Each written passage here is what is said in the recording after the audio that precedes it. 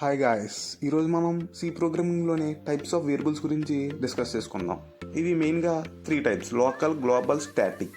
ఇప్పుడు local variables గురించి చూద్దాం. ఈ ఫంక్షన్ లోపల డిక్లేర్ చేస్తాం. స్కోప్ కూడా ఆ ఫంక్షన్ వరకే ఉంటుంది. ఇప్పుడు ఎగ్జాంపుల్ ప్రోగ్రామ్ చూద్దాం. ఇందులో షో లోపల x=20 అని రాసాం.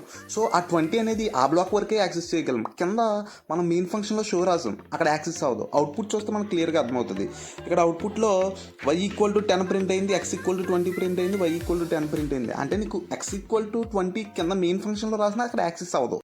గ్లోబల్ వేరియబుల్స్ చూద్దాం. ఇవి ఫంక్షన్స్ అవుట్ సైడ్ డిక్లేర్ చేస్తాం. సో ప్రోగ్రామ్ మొత్తంలో యాక్సెస్ చేసుకోవచ్చు. మనం ఇక్కడ ఒక ఎగ్జాంపుల్ ప్రోగ్రామ్ చూసుకున్నట్లయితే ఫస్ట్ ఇంటి g=100 అని అవుట్ సైడ్ ఫంక్షన్ డిక్లేర్ చేసా. షో లోపల g=200 అని ఇచ్చా. అంటే మనం ఇక్కడ వాల్యూ ఎక్కడైనా చేంజ్ చేసుకోవచ్చు. మీకు డౌట్ రావచ్చు, g=100 ఇచ్చో కింద g=200 ఇచ్చో, మరి నువ్వు చేంజ్ చేసేది ఏంటి, నువ్వేం యాక్సెస్ చేసుకుంటావు అంటే, పైన నేను డేటా టైప్ ఒకసారి డిక్లేర్ చేసాను ఏంటని, కింద మనం డేటా టైప్ డిక్లేర్ చేయలేదు. దాని అర్థం ఏంటంటే ఒకసారి డిక్లేర్ చేస్తే దాన్ని ఎక్కడికైనా యాక్సెస్ చేసుకోవచ్చు అని అర్థం.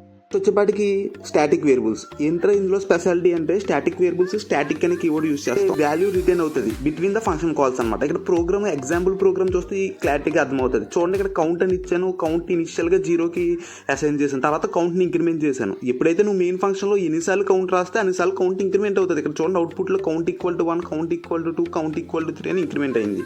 స్టాటిక్ వేరియబుల్స్ అయితే మెయిన్ డిఫరెన్స్ ఏంటంటే, లోకల్ అంటే within the function, global అంటే throughout the function, static అంటే వాల్యూ రిటర్న్ చేయమని. వీడియో నచ్చితే please like, share and subscribe.